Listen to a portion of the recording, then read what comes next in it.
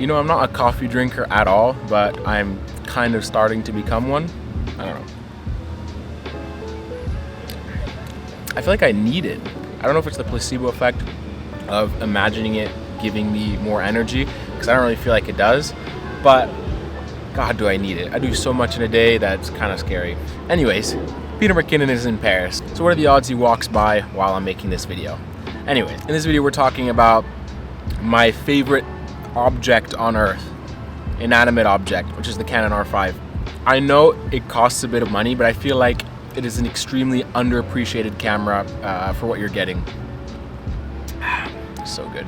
It's actually so good.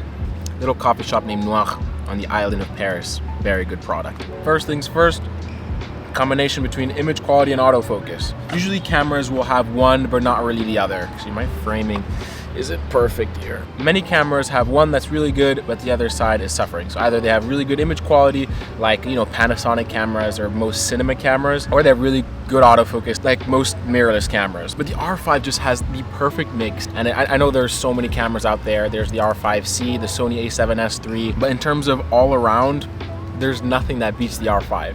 Especially with the new firmware update that pretty much prevents it from overheating. That's sick. Like, honestly, there's nothing wrong with the camera now. They slightly fixed the IBIS wobble, which was a huge annoyance, and they've pretty much removed the overheating. Now I can shoot in 8K if I want without worrying about it overheating, those were the two things that made this camera really annoying, and those are gone. And I feel like now is the best time to get a Canon R5. Also, if you want one, link in the description.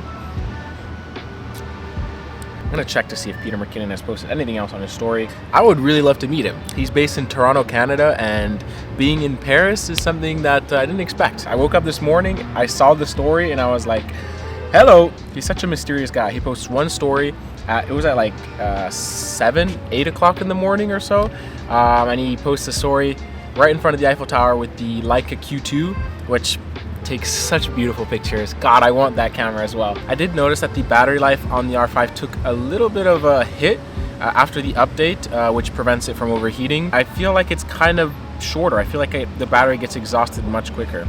Nothing horrible. Still get, for me, 2 hours easily shooting 4K 120.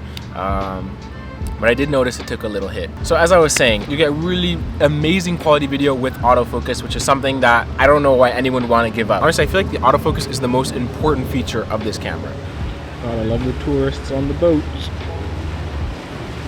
It's also August, which is probably one of the best times to vacation here if you have to travel during the summer, because the city becomes pretty empty. Most of the tourists are heading back to their countries, and a lot of the French go down to the south to get their vacation. So August in Paris, best time. Talking about image quality, the next thing I obviously really love about this camera is 4K at 120 frames per second, and that's a feature I can't get enough of. Every time I shoot 4K 120, it looks so good. It's not in the HQ mode because that doesn't exist for this camera, but it just looks so sharp and it looks so smooth that I can't shoot in any other mode. If I don't need sound, I'm shooting 4K 120. Create a lot of content for a basketball store here in Paris, shooting products or just sports things in general. Everything 4K 120. It grades beautifully with C-Log 3, and it has the autofocus. I've been looking for a B camera for my R5, and I struggle to find anything that has similar features that doesn't cost nearly as much. I would like something that has good autofocus, full frame 4K, and like complete full frame, not the R6 full frame, and takes really good pictures. And I was hoping for a DSLR. I saw the 1DX Mark III. The only problem with the 1DX Mark III is the autofocus doesn't really work with any of the modes I would personally use, like 4K 60. You have to like crop in for that. Why is the autofocus so bad on the 1DX Mark III? For video.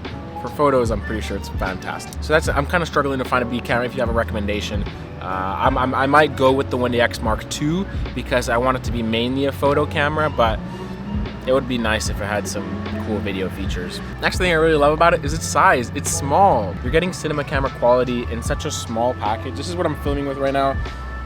R5 16-35 Mark I, ND filter, and a microphone. Just this, and look at the quality. It looks so good. And since I got this new little camera bag, for me, these are essential, especially if you All right, police, relax. These little camera bags are absolutely essential, and I just got this one, and I think it's really cute.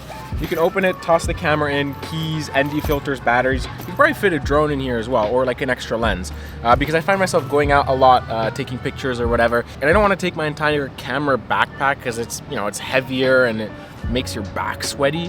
Sometimes you just want something just to hold the camera so you don't have to just go around holding it the entire time, even though I've grown massive arms because I always hold my camera everywhere. So having a small body that isn't too heavy, yes, it's on the heavier side, but it has, you know, IBIS inside. It has a lot of tech that makes it shoot like a cinema camera. For the size, it's completely worth it. Next thing, obviously love this. It's super reliable. Come on, it's a Canon camera. It's a professional Canon camera. Even the bottom line of Canon cameras, like my mom's 800D, still works perfectly fine. It never glitches. It never like bugs out. I know that if I have a charged battery and a functioning card, the camera is going to do the rest. It's going to be super reliable. I don't worry, and that's something that you want in the professional field, working with photography, videography. Worrying about things just takes away from the creative process, and that's something you definitely don't need. Is having a camera that is extremely reliable is great. Sony's are good. Sony's are getting better with that, but I know people, friends with Sony cameras that have issues with it. They start bugging, they start glitching, screen stops working. That's just, I can't. There's so many stressful things in life. I don't need my camera to be one of those things. Next thing I really like, obviously, is the photo quality. The 45 megapixel sensor in this camera is one of the best I've ever seen, and it's still one of Canon's top of the line photo cameras. Yeah, the R3 is newer, but it has a lower megapixel count, probably to help with shooting faster. I don't need super fast. 20 photos per second is more than enough. So the 45 megapixels you get with this camera look amazing. The dynamic range is amazing. Autofocus is laser fast, and it's just something that is crazy to have in a camera that has such amazing video features. It's like, what more do you need? This thing does everything, especially after the update. There's really nothing wrong with this camera, and I feel like it's a camera that it is one that I would wait to save up for, because I think it's very future proof with the 4K 120 and 8K now that doesn't overheat. 8K raw, mind you. Sorry, I have to switch my hands because my arms are tired from the gym today, but in terms of an all-in-one camera, after having it for a year and after all the updates, it's only gotten better and better. And there's a duck I need to show you. What's up, bozo? If you don't believe me when I say I love 4K 120, how about now? Alright, now the Canon R5 is not perfect. Every camera has its flaw, and there's one thing that still pisses me off about this camera, and I feel like Canon could easily fix this with a firmware update, and they haven't. And that's the fact that the view assist when you're shooting in any log format is pretty much wrong. So you need to, if you use the view assist and then you expose properly, like you put the exposure meter right in the middle, then your shot is way too dark and it's gonna be extremely noisy. As I'm shooting right now in C-Log 3, I have to expose, at least two stops over, which looks horrible on the view assist, like it looks all blown out, for the footage to actually be properly exposed. So what I found is I pretty much just shoot everything in log without the view assist. So I look out on the screen and I make sure I'm about 2 stops over. And that's just kind of annoying. I feel like there should be a view assist that is accurate so I can know when I'm well exposed with the added saturation and contrast, so I'm not always looking at a gray screen. So yeah, that's probably one of the worst things about this camera, and that's pretty much my only gripe, so there's that. Yo, okay, so I'm back home. I'm gonna end this video right now. Thank you so much for watching. If you need more information about the Canon R5 or any Canon stuff, a subscription seems appropriate. All right, I'll see you guys in the next video. Peace.